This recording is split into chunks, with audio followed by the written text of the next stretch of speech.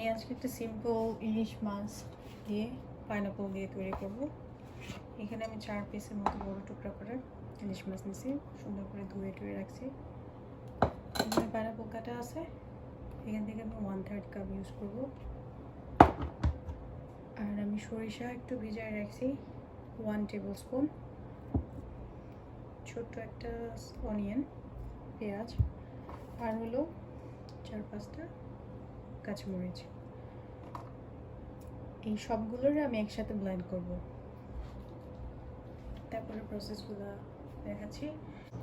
আমি যে ব্লেন্ড করছি ওইটার ইয়েটা একটু দেখাচ্ছি যে এরকম একটু ঠিক হয়েছে। একটা জিনিস মাথায় রাখতে হবে, আমরা অনেকে মনে করি যে বেশি সরিষা দিলে মনে খুব ঝাঁঝালো, খুব মজা হবে, আসলে কিন্তু তা না। বেশি সরিষা দিলে কিন্তু তিতা লাগবে। So make sure. আমি যেহেতু 4টা মাছ নিয়েছি এই জন্য 1 টেবিল স্পুন দিয়েছি। আর ছোট একটা পেঁয়াজ নিয়েছি, কারণ পেঁয়াজ বেশি দিলেও কিন্তু তিতা লাগবে। এই জিনিসগুলো একটু মাথায় রাখতে হবে। আর এখানে আমি অল্প একটু আধা চা চামচের মতো আদা রসুন পেস্ট দেবো, কারণ যত মশলা আপনি ইলিশ মাছে দিবেন আপনি কিন্তু ফ্লেভার চলে যাবে। সেই জন্য যত কম মশলা ইউজ করা যায়। আর একটু যেটা করব, অল্প একটু হলুদ আর লবণ দিয়ে আমি একটু মাখাই নিয়েছি, এইটারে একটু ভাজবো অল্প টুকু সরিষা তেল দিয়ে আর অল্প একটু সয়াবিন তেল দিয়ে। এত বেশি সরিষা তেলও দিতে হবে না, অল্প একটু সরিষা তেল দিয়ে আর একটু সয়াবিন তেল দিয়ে ভাজতে হবে। তাহলে আমি পরের স্টেপগুলো আবার এখন তেলের মধ্যে দিয়ে দিচ্ছি। এই মাছটা কিন্তু বেশিক্ষণ ভাজতে হবে না, 2 মিনিট করে ভাজলেই হবে। এক সাইডে 2 মিনিট হয়ে গেলে আরেক সাইডে 2 মিনিট।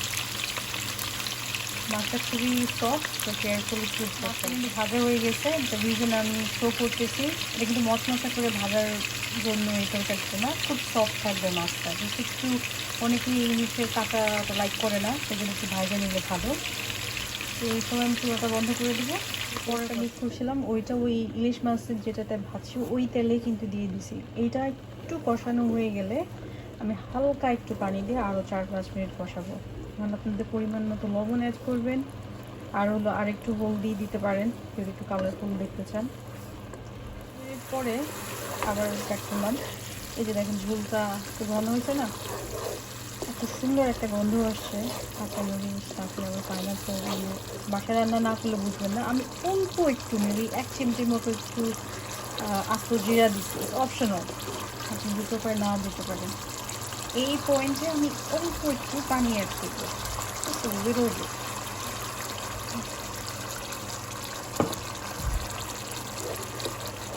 পানি অ্যাড করার পরে একটু কষলে আমি মাছটা দিয়ে দিছি একদম লো হিটে।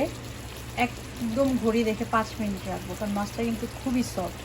আর 4-5টা আরও এডিশনাল কাঁচামরিচ অ্যাড করে দিছি, আপনারা না চাইলেও দিতে পারেন। আমি মাছে ক্লিপ করবো না, করলে এটা ভেঙে যাবে। আর আপনারা যদি খুবই দক্ষ হন আপনারা অন্য পাশে ফিট করে দিতে পারেন, কোনো সমস্যা নেই। করে নিয়ে আসলাম, মাছটা কিন্তু হয়ে গেছে। এত সুন্দর একটা স্মেল আসছে, কেউ বাসায় না রান্না করা পর্যন্ত বিলিভ করানো যাবে না। আর কালারটাও খুবই সুন্দর আসছে। ঝোলের এটা দেখেন থিকনেসটা এরকম। এটা সাদা পোলাও, সাদা ভাত যে যেভাবে লাইক করেন ওভাবে খাইতে পারবেন। আরেকটা বলে অনেকে মনে করতে পারেন এত ঝোল দিয়ে পরে কি করব, আরেকটা সুন্দর একটা রেসিপি আছে। পেঁপে কুচি কুচি করে কাটার পরে এই ঝোলটা দিয়ে ভাজি করে দেখেন, খুবই মজা। আমি যদি সময় পাই নেক্সট রেসিপিটা দিব। যদি ভালো লাগে শেয়ার করবেন, আর সবাই ভালো থাকবেন। আল্লাহ হাফেজ।